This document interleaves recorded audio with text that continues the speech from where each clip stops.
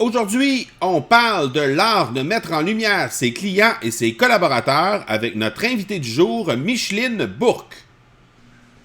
Bienvenue à l'épisode 53 de l'Accélérateur. L'Accélérateur, le seul podcast francophone qui propulse les résultats de votre entreprise à une vitesse fulgurante. Vous y entendrez des entrevues et des reportages sur l'entrepreneuriat, le social selling et le marketing. Je suis votre hôte, Marco Bernard. Salut tout le monde! Marco Bernard avec vous aujourd'hui en cet épisode 53. Aujourd'hui, on reçoit Micheline Bourque du Club de lecture Affaires. Et elle viendra nous parler de l'art de mettre en lumière ses clients et ses collaborateurs, puisque le Club de lecture Affaires, en fait, c'est une entité qui contribue au développement des chefs d'entreprise, des gens d'affaires, des professionnels par le biais d'activités d'échange autour de livres d'affaires, dans une perspective évidemment de découverte ou d'apprentissage. Donc, le but là-dedans, c'est de mettre en lumière les différents auteurs sur ce club de lecture-là et de les mettre en lien, en relation avec les lecteurs, de permettre évidemment aux lecteurs d'entrer en contact avec ces auteurs-là et d'être en mesure d'échanger avec eux à partir de leur, notamment du groupe Facebook, mais aussi à travers des activités du club. Donc, c'est vraiment quelque chose de très, très intéressant et c'est tout autour de livres d'affaires. Donc, c'est essentiellement des gens qui ont écrit des livres qui parlent d'entrepreneuriat ou de différents sujets qui touchent le monde des affaires. Alors, c'est vraiment intéressant et vous allez voir, Micheline va nous dire un peu comment elle travaille avec son entreprise et comment c'est intéressant de mettre en lumière ses clients et ses collaborateurs pour par la suite développer des relations d'affaires qui sont beaucoup plus authentiques et beaucoup plus serrées, tissées serrées avec ces gens-là. Avant de vous laisser avec l'entrevue avec Micheline Bourque, j'aimerais vous rappeler les façons de me rejoindre. Donc, vous pouvez le faire sur Facebook au facebook.com/M Marco Bernard ou encore le faire sur Instagram au instagram.com/M Marco Bernard. Sinon, vous pouvez également me rejoindre par courriel, tout simplement au parler, P-A-R-L-E-R, à commercial, marcobernard.ca. Alors, je vous laisse à l'entrevue avec Micheline Bourque et je vous reviens. L'Accélérateur est une présentation de Production Extrême. Les experts en marketing par l'objet et en production de collections privées pour entreprises. Profitez de la promotion exclusive aux auditeurs de l'Accélérateur au marcobernard.ca/extrême. Alors, on est avec Micheline Bourque. Merci énormément, Micheline, d'avoir accepté d'être sur l'Accélérateur aujourd'hui. C'est très, très apprécié. Ça me fait très plaisir, Marco. Merci pour l'invitation. Je te laisse quelques minutes pour te présenter ton parcours professionnel, qui tu es et où tu en es aujourd'hui dans ta carrière. Excellent. Alors, moi, je suis la présidente et fondatrice du Club de lecture Affaires, qui est un projet d'affaires sur lequel je travaille depuis plus de 2 ans. L'idée derrière le club, c'est de créer un carrefour de rencontres pour les adeptes de la littérature d'affaires dans le contexte de la francophonie. Et mon but ultime, vraiment, c'est de contribuer à ma façon au développement professionnel des gens d'affaires en leur proposant des lectures, des activités pour découvrir le livre et apprendre par le livre. Mon parcours professionnel a des similitudes avec le tien. J'ai beaucoup travaillé au niveau du marketing jusqu'à ce que je tombe dans ce projet qui me passionne énormément. Donc, j'ai fait une carrière comme consultante en marketing à titre autonome pendant de nombreuses années. J'ai travaillé dans des grandes entreprises. J'ai travaillé beaucoup au niveau du web aussi. Et là, ce projet-là, Club de lecture, m'anime particulièrement et j'espère ouvrir sur des volets plus internationaux là, dans les prochains mois et années. Alors, est-ce que ça résume bien? Ça donne un petit peu... Oui, tout à fait. Oui. Mm-hmm. Alors, en fait, Vas-y. Pour les curieux qui vont peut-être remarquer mon accent, je suis d'origine acadienne. Alors, ça fait en sorte que certains Québécois, entre autres, vont remarquer une petite nuance. Mais foncièrement, je vis au Québec depuis plus de 20... Maintenant, ça fait 24 ans que je suis au Québec. Oh, et l'accent est demeuré accroché pendant 24 années. Oui, c'est ça. C'est bien. Donc, ça fait 4 ans que ce concept-là de club de lecture à faire est un peu en branle. 2 ans, plus précisément, en tant que projet d'affaires. Mm-hmm. L'idée de base, de la prémisse de base, il y a 4 ans, là, c'est arrivé comment sur le plancher, ça? Bien, moi, je suis comme travailleur autonome, puis je pense que tu vas bien comprendre ça comme entrepreneur.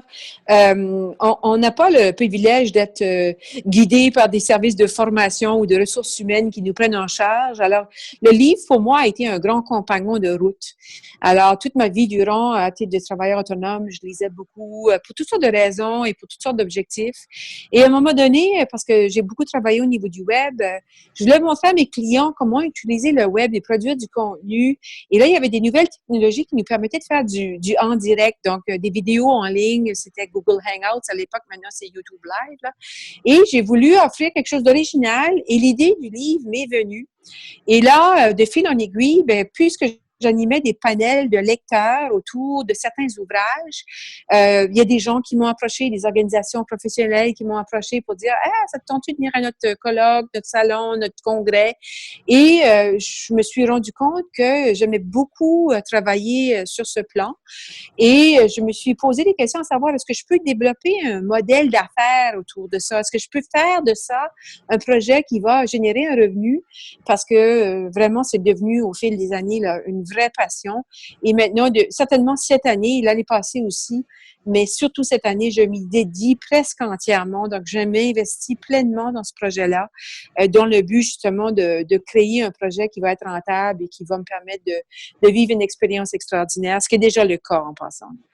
Oui, tout à fait, parce que rencontrer des gens qui ont écrit des livres comme ça, des gens qui ont vécu l'entrepreneuriat, qui le racontent à leur façon, c'est vraiment quelque chose de particulièrement inspirant. Merci.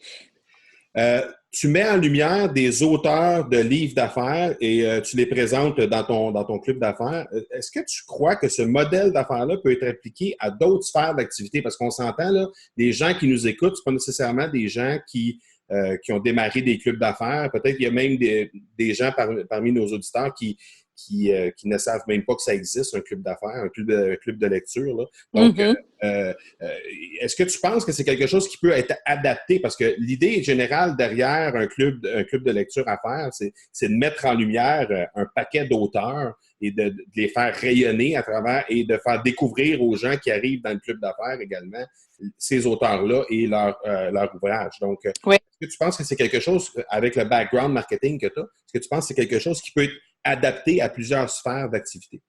Absolument. Moi, le modèle d'affaires de base du club est un modèle par abonnement.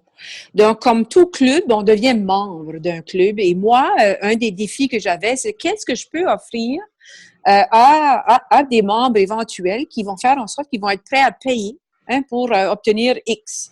Alors, le défi pour moi, c'était ça.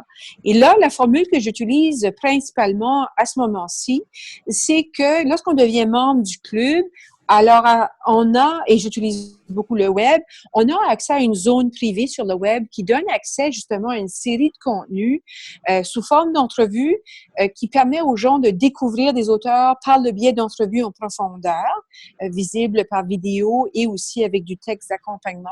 Les gens ont aussi accès à un forum de discussion, donc ils peuvent venir échanger, apprendre ensemble, ce qui est un des fondements principaux de ma mission.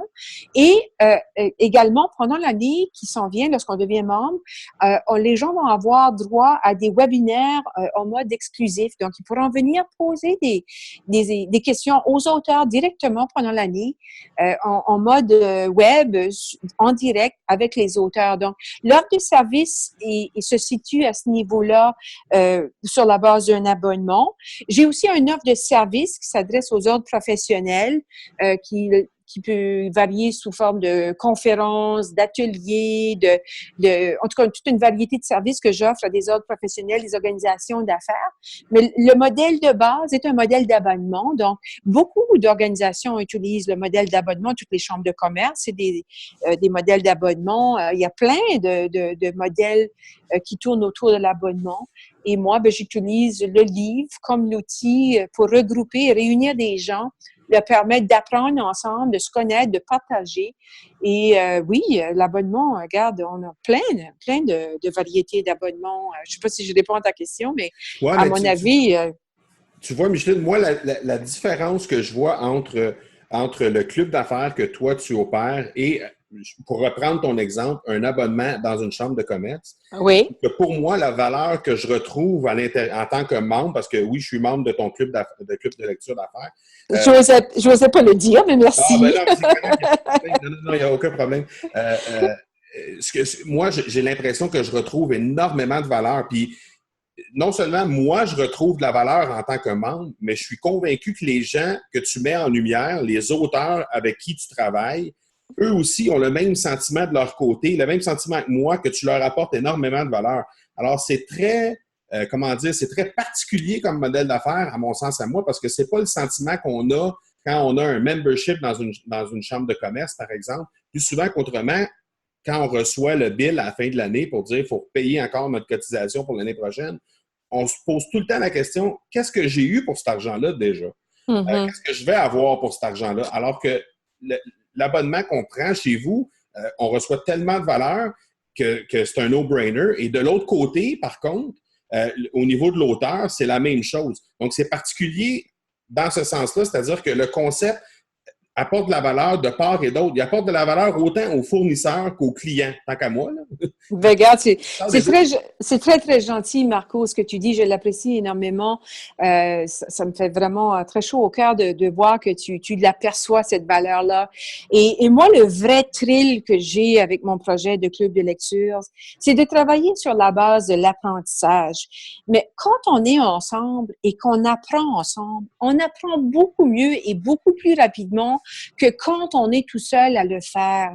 Je donne souvent l'analogie que quand on va voir un film et qu'on va voir un film tout seul, si on va voir le même film avec une autre personne, on a vu un autre film. Parce que la personne qui nous accompagne, elle va nous permettre de voir des nuances, de faire un lien, une référence à quelque chose que nous, on n'avait même pas perçu. Et c'est la même chose qui se produit lorsqu'on lit toutes les deux un livre. Et à ce moment-là, en partageant, on peut apprendre davantage. Et mon rêve le plus profond, ce qui est le plus profond dans mon rêve, justement, c'est d'amener cette contribution-là, d'amener l'environnement pour pouvoir échanger et d'aider les gens, bien sûr, à aller plus loin. Parce que la mise en valeur des auteurs, c'est sûr que c'est important pour moi, puis c'est un gros privilège que j'ai à chaque fois que je suis en contact avec un auteur. Parce que là, il me donne ou elle me donne accès à son savoir et on peut en discuter. Il y a beaucoup d'intelligence ici au Québec, je vais le souligner, là. Je sais que tu as des auditeurs de d'autres pays, là, mais ici au Québec, il y a énormément de savoir. Si moi, je peux contribuer à faire rayonner ce savoir-là, je m'en réjouis énormément. Et de le mettre en contact et en contact et en contraste avec les pensées et le savoir qui vient d'ailleurs, ben là, on est rendu dans une zone encore plus dynamique, plus le fun, mais oui, le contact avec les auteurs, c'est vraiment enrichissant. C'est un grand privilège. Et si je peux, à ma façon, leur offrir une tribune nouvelle, originale, parce qu'il n'y a pas de tribune pour les auteurs, on s'en cachera pas.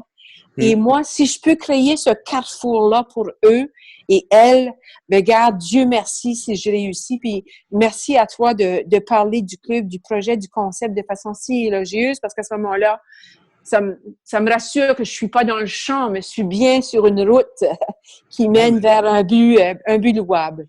Exactement. Puis si je compare un peu au podcast qu'on est en train de faire, oui. Je reçois des invités comme toi, comme tous les autres invités que j'ai reçus jusqu'à maintenant et tous les autres que je vais recevoir dans le futur. j'ai cette espèce de sentiment-là aussi de pouvoir partager, de pouvoir m'insérer à l'intérieur de leur quotidien, d'avoir accès un peu à une parcelle de leur savoir-faire, de leur savoir-être également. Et puis, ça, c'est quelque chose de complètement fou, je suis tombé en amour avec cette espèce de concept-là d'entrevue, de podcast et tout ça. Et éventuellement, peut-être qu'il y aura des vidéos et tout ça, mais sauf que le concept en tant que tel, je le trouve tellement particulier que je me pose même la question, comment on peut réussir, à ton avis, à prendre à la base, là, on fait une entrevue avec quelqu'un, on fait la même chose avec tes auteurs, on rend ça à nos gens qui sont, dans mon cas à moi, à mon audience, dans ton cas à toi, les gens qui sont abonnés à ton club de lecture. Et comment on peut faire pour scaler ça, pour en faire véritablement une business qui va devenir rentable et qui va faire en mesure que tu vas vivre de ça éventuellement? Oui, bien, je suis déjà sur cette route-là. Hein. Les gens s'abonnent. J'ai des abonnements. Tu te le disais toi-même, membre. Moi, je rêve vraiment en couleur, Marco. Et je m'inspire aussi beaucoup de ce qui se passe aux États-Unis. Toi, tu le sais, en marketing, les nouveautés, les nouvelles approches, souvent, vis-à-vis de nos propres marchés ici au Québec et au Canada, sont inspirés par les grands gourous du marketing américain. Aux États-Unis, il y a eu énormément d'effervescence sur toutes les offres qui sont disponibles par le web. Une des offres qui, moi, m'a servi d'inspiration et qui, en fait, a allumé la lumière, pour être vraiment franche, c'est le concept des summits. Donc, en anglais, on appelle ça summit. C'est une formule exactement comme celle que j'ai développée où on offre en membership un accès à un contenu à valeur ajoutée, la possibilité, ça, je pense que je vais aller plus loin que ce que les Américains font là au niveau du groupe de discussion. Moi, ça va vraiment être animé, ça va être fait de façon intelligente, ça va être de façon engageante. Et en plus de ça, en bonus, pour un prix vraiment dérisoire, là, mais en bonus, ben, il va avoir l'accès direct aux auteurs au moment des webinaires. Donc, cette formule-là, des summits, là, je ne sais pas si tu les suis, toi, les Américains, mais il y en a qui font ça 3, 4, 5 fois par an et qui vont chercher des abonnements par dizaines de milliers. Et moi, c'est ça le rêve, Marco, c'est d'aller chercher des dizaines de milliers d'adeptes de cette formule-là dans le contexte de la francophonie. C'est vraiment ça le rêve. Et je marche pas à pas vers ça. Et j'espère y arriver. Je ne suis pas là, mais j'espère vraiment y arriver. Et là, cet hiver, je vais aller passer 1 mois à Paris. J'ai déjà des partenariats qui vont être annoncés prochainement avec des entreprises qui font le pont Canada, Québec, Paris, France. J'espère qu'il va y avoir des synergies qui vont se créer, qui vont me permettre de rejoindre un public français encore plus grand, tout en essayant de consolider ici au Québec une présence, un rayonnement plus grand ici aussi.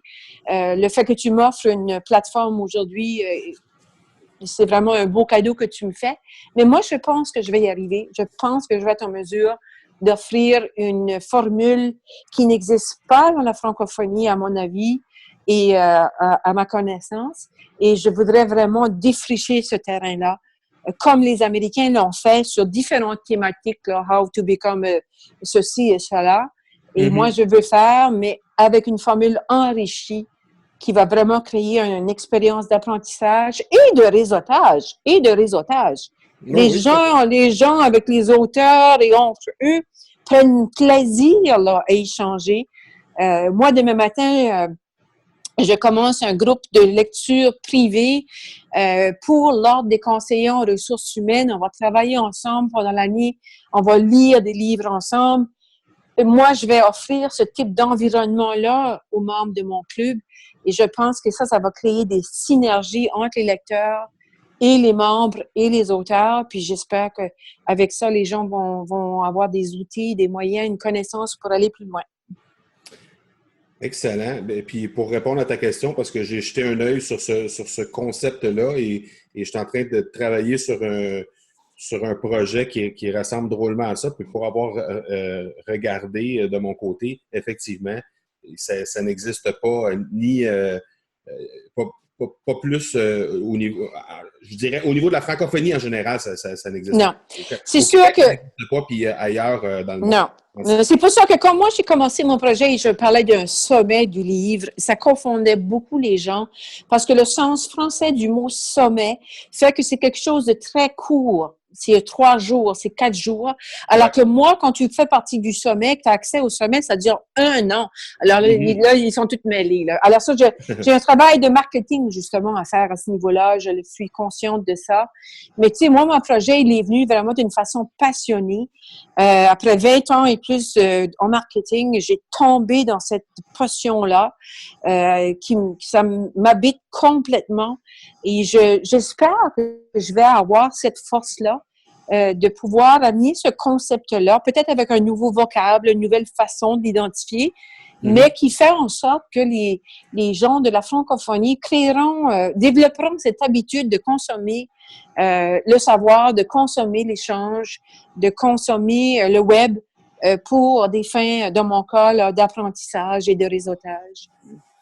Tu parlais tantôt de développer, tu sais, d'aller passer un mois en France pour aller développer ce projet-là, puis essayer de l'avancer, puis essayer de le Oui, pousser plus loin.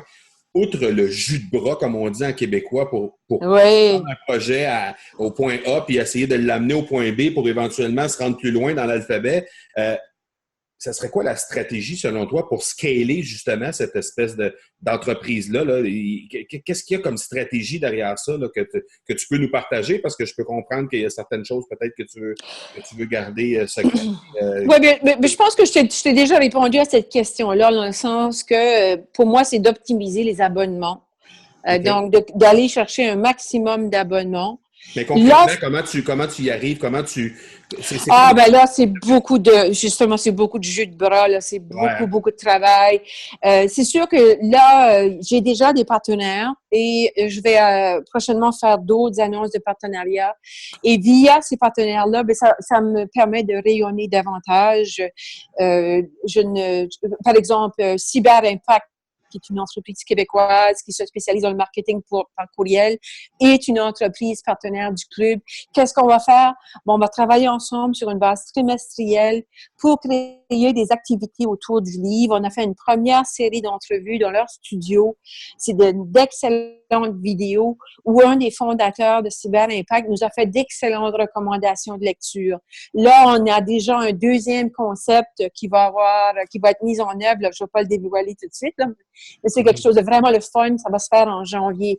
Donc, nous et Cyber Impact, maintenant, on travaille ensemble, on partage nos contenus, on fait valoir à un et à l'autre nos contenus et on va travailler spécifiquement parce que pour eux, dans ce contexte-là, ils sont gagnants d'offrir à leur clientèle qui sont également des petites entreprises et des travailleurs autonomes et de les amener à croire que le livre, avec la parole dans le cas présent de leurs propres dirigeants, qui utilisent leurs livres, qui utilisent les livres pour aller chercher des idées, pour aller plus loin. Donc, nous, c'est un mariage très naturel. Je vais faire des annonces très bientôt avec justement des entreprises qui sont aussi réseautées au Québec, Canada et en France. Et à ce moment-là, nous, ça va être la même formule. On va trouver des moyens ensemble pour qu'on crée des activités, des événements, du contenu qui amènent une valeur ajoutée à leur organisation comme à la mienne en lien avec leur propre cible, leur propre public. Et à ce moment-là, on frappe sur un clou avec une force de 2 et ce rayonnement-là, il me permet d'élargir mon réseau. Et évidemment, par le biais de travail que je fais de façon continue avec des organisations professionnelles comme l'Ordre des conseillers en ressources humaines, comme ICOM Montréal, comme l'Association québécoise du co-développement professionnel, comme le Conseil québécois de la franchise, et j'en ai d'autres, bien, eux me donnent des opportunités de rayonner. On n'est pas partenaire dans chaque cas, mais quand même, on crée des événements ensemble autour du web. Et bien, moi, ben, je m'en réjouis parce qu'à ce moment-là, moi, je suis dans ma mission, je suis dans mon élément. Comme d'autres diraient, je suis sur mon X Et souhaitons que ça va me permettre d'élargir mon rayonnement.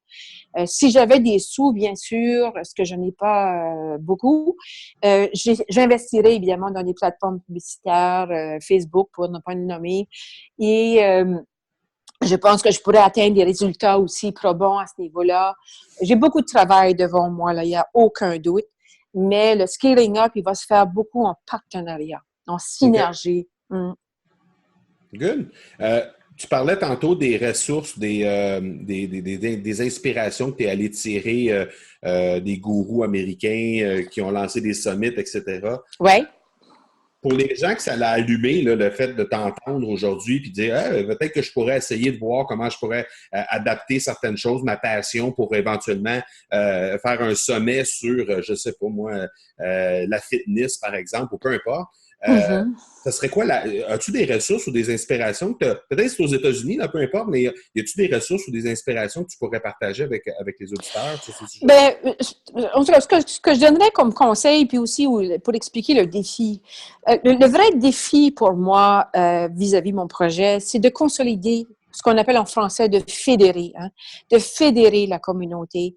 Et ça, beaucoup de gens, que ce soit une organisation classique là, d'affaires, une chambre de commerce, peu importe le réseau, la fédération de la communauté est extrêmement importante parce que c'est le bouche à oreille a un potentiel énorme et la fédération de la communauté, c'est extrêmement important. Donc, quand on commence un projet comme celui-là, moi, ça faisait déjà 2 ans là, que je travaillais en mode exploratoire pour voir est-ce qu'il y a des gens qui s'intéressent à ce que je fais, est-ce qu'il y a une valeur ajoutée que je peux créer, aller valider, sonder. Donc, il y a eu beaucoup de travail que j'ai fait en amont avant de décider que, regarde, moi, je m'essaye de développer un projet d'affaires autour de ça et d'aller explorer justement différents types. Parce que ça, c'est un modèle. J'aurais pu choisir d'autres modèles d'affaires, mais je l'ai choisi. Pourquoi? Pas parce que c'est le meilleur, là. Pas parce que c'est le plus performant, mais c'est parce que c'est celui-là que je peux livrer en fonction de mes moyens financiers et en fonction des ressources humaines auxquelles j'ai accès. Si j'avais eu de l'argent, entre guillemets, il y a d'autres modèles qui pourraient faire en sorte qu'on aurait d'autres types de résultats. Donc, on aurait des technologies d'appui qui seraient beaucoup plus performantes, etc., etc. Donc, il faut avant tout tester le terrain et valider. Moi, avant de m'embarquer puis dire, OK, parce que moi, je pratiquais, j'étais consultante, j'avais des clients, j'ai arrêté de pratiquer, entre guillemets. Et avant de faire cette décision-là, il y a beaucoup de conséquences. Il faut croire qu'on va y arriver, puis il faut avoir sondé le terrain, il faut avoir identifié la valeur ajoutée qu'on veut apporter. Il faut aller parler avec des gens, sonder des gens. Moi, j'ai fait des petits sondages sur SurveyMonkey. J'ai fait toutes sortes de petites recherches avec le petit moyen que j'ai. Et j'ai fait de l'expérimentation. J'ai fait des clubs privés avec des petits groupes d'entrepreneurs pour voir est-ce que ce qu'on fait ensemble, c'est-à-dire lire un livre sur une période de 3 ou 4 sessions jusqu'à ce qu'on puisse intégrer certains savoirs. Est-ce que c'est plausible? Est-ce que vous allez me payer? Combien vous allez me payer? Donc, il y a beaucoup de recherches à faire en amont. On ne peut pas du jour au lendemain, à mon avis en tout cas, à moins d'avoir des sous. Si on a beaucoup de sous, donc, dans le mode des startups, il y a des gens qui développent le concept, vont chercher les sous, puis après ça, le mettent en œuvre. Moi, j'ai fait beaucoup, c'est-à-dire que j'ai fait beaucoup de travail sans avoir été chercher de financement. Et là, je gagne quand même certains revenus avec ça. C'est pas encore du tout ce que j'imagine, parce que je rêve vraiment en couleur, mais je peux quand même dire que je facture. Je fais des sous avec le club, là. Et j'ai des mandats et ça roule, mais en vitesse basse parce que j'ai pas la capacité financière et en termes de ressources humaines aussi de pouvoir livrer plus. Donc, je suis obligée d'aller à la mesure des moyens. C'est comme commencer un jardin. Tu commences pas un jardin avec un terrain de football, là. Tu commences un petit jardin, tu le cultives, tu t'assures que tes plantes poussent. Une fois que tu sais que tes plantes poussent, tu ajoutes des rangs. Et puis tu vas diversifier tes produits. C'est un petit peu ce qu'a été mon approche. Mais si j'avais eu l'argent, Puis j'aurais pu commencer avec un jardin, la grosseur d'un terrain de football. Je l'aurais fait, mais ça prend des moyens financiers pour ça. Ça prend des jardiniers pour s'en occuper. Oui, exactement. Ouais. Puis des concepteurs, puis des ceci, puis des cela. Mm-hmm. Ah oui, tout à Mm-hmm. fait. On est rendu à l'étape des questions éclairs, la pédale au OK. question surprise OK. tirée de l'entrevue. Donc, en un seul mot, et tu pourras nous l'expliquer, mais en un seul mot, résume-nous ce qu'est le club de lecture à faire. Apprentissage, apprendre ensemble, c'est ça. Apprendre ensemble. Mm-hmm. C'est 2 mots, mais on va l'accepter. OK, oui, c'est ça. Merci. Mm-hmm. OK. Est-ce que tu veux élaborer sur ton... Parce que moi, mon vrai thrill, là, c'est pas, je dis, j'adore faire les entrevues et tout ça, là, c'est tellement passionnant, tu le sais, tu le vis toi-même. Mais mon vrai thrill, là, c'est de pouvoir créer un environnement où les gens vont pouvoir apprendre ensemble, comme je dis. Alors, on va utiliser co-apprentissage, OK? Comme ça, c'est juste un mot. C'est bon. OK? Et c'est ça qui est la vraie passion qui m'anime. Et c'est là où je pense que je peux créer une vraie valeur ajoutée. Dans le club, on a la possibilité de vous faire découvrir des livres, on a la possibilité de vous faire partager autour du livre avec d'autres personnes et on a la possibilité de vous faire apprendre avec d'autres et par le livre. Donc, moi, c'est ça le trail, c'est ça qui me guide, c'est ça qui me stimule. Parce que faire découvrir, je suis pas comme un magazine. Je suis pas un magazine, je vends pas de livres.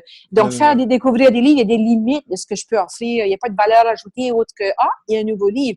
Moi, il faut que j'aille dans une valeur, puis la valeur, c'est l'échange et l'apprentissage, et idéalement dans un contexte de co-apprentissage. Avec les auteurs, avec d'autres lecteurs. Mm-hmm. Tout à fait. Deuxième question, avant de te laisser le mot de la fin. Où sera le club en novembre 2022?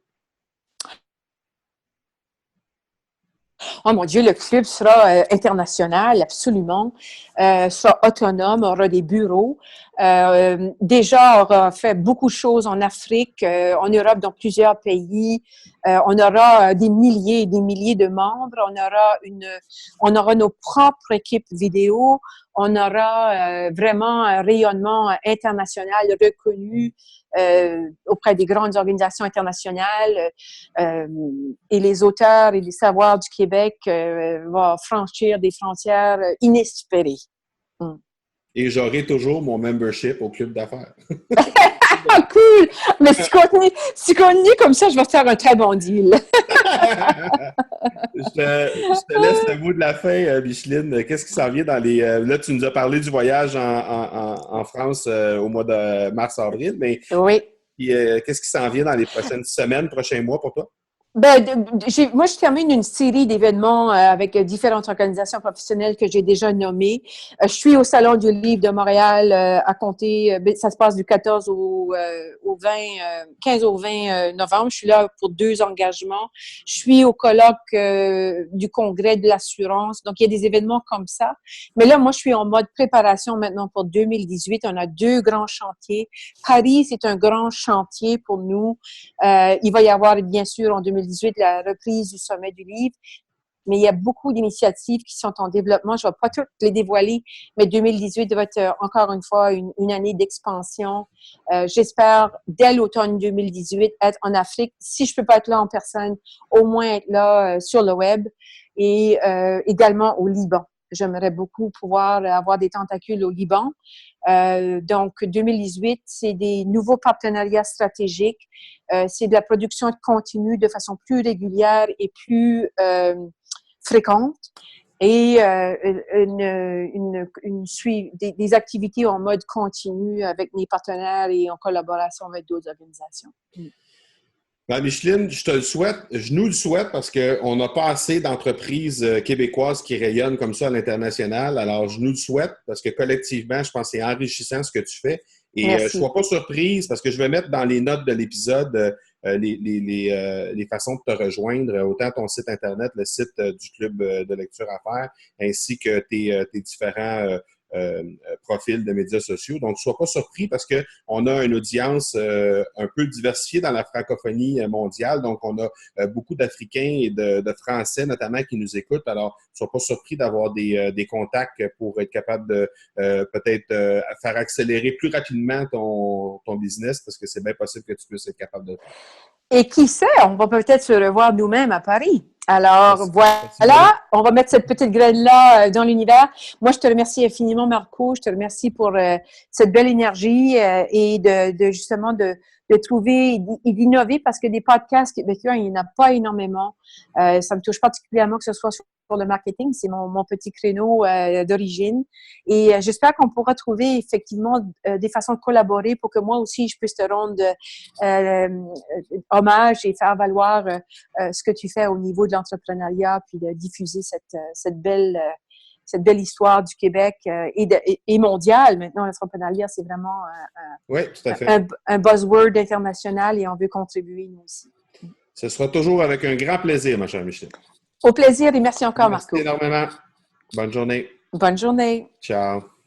Quand je vous disais que c'est un concept qui était vraiment intéressant, je suis convaincu que tout au long de cette entrevue avec Micheline Bourque du Club de lecture Affaires, vous avez eu une multitude d'idées qui ont bouillonné à l'intérieur de votre tête pour éventuellement peut-être adapter ce principe-là de mettre en lumière ses clients et ses collaborateurs avec votre propre entreprise, que ce soit en les mettant en lumière sur des articles de blog, tout simplement en leur faisant participer à des activités que vous-même vous avez pour les mettre en lumière, pour les showcaser, comme on dit en bon français, directement auprès de peut-être des partenaires que vous avez, auprès de clients que vous avez, ne serait-ce que pour leur donner une certaine lumière supplémentaire, leur mettre un peu de spot sur eux dans le fond et de par le fait même développer de plus en plus la relation d'affaires qui vous unit avec ces clients ou ces collaborateurs-là. Donc, je suis convaincu que vous avez eu des idées qui ont émergé à l'intérieur de votre tête tout au long de cette entrevue-là. Et n'hésitez surtout pas à nous les partager sur les différents médias sociaux où il y a des boîtes de commentaires que vous pouvez laisser sans aucun problème. Alors, n'hésitez pas à commenter et à amener un peu les idées que ça vous a laissées. Ça va amener un petit peu aussi à la communauté. Vous allez être en mesure de peut-être proposer des choses aux différents auditeurs qui vont aller lire vos commentaires et vous pourrez également lire les commentaires que ces auditeurs-là auront laissés. Alors, définitivement, je pense qu'on va pouvoir échanger par rapport à ça et aller chercher le meilleur des idées de tous. Et en terminant, j'aimerais vous inviter à me laisser votre note ou encore des commentaires directement dans iTunes pour ceux et celles qui utilisent cet outil. D'ailleurs, si vous utilisez les autres outils, il y a des façons de laisser également votre note là, en nombre d'étoiles ou en chiffres et à laisser votre commentaire sur le podcast. Si vous avez aimé, n'hésitez surtout pas à laisser votre 5 étoiles, ça m'aide énormément. Et n'hésitez pas à laisser vos commentaires que je puisse constamment améliorer le contenu présenté dans les futurs épisodes du podcast. Sachez que je vous lis de façon religieuse et si vous voulez communiquer avec moi par courriel, n'hésitez pas également à le faire au parler, P-A-R-L-E-R, @marcobernard.ca. Ça va me faire extrêmement plaisir d'échanger avec vous sur les éventuels sujets qu'on pourrait avoir sur l'accélérateur, les prochains épisodes de l'accélérateur, ou encore sur les invités que vous aimeriez que j'y reçois. Je prends le temps de vous répondre à tous. Voilà donc qui termine notre épisode 53 de l'accélérateur. Je vous donne rendez-vous dans quelques jours pour l'épisode 54. D'ici là, soyez bons, soyez sages, et je vous dis, je l'ai noté.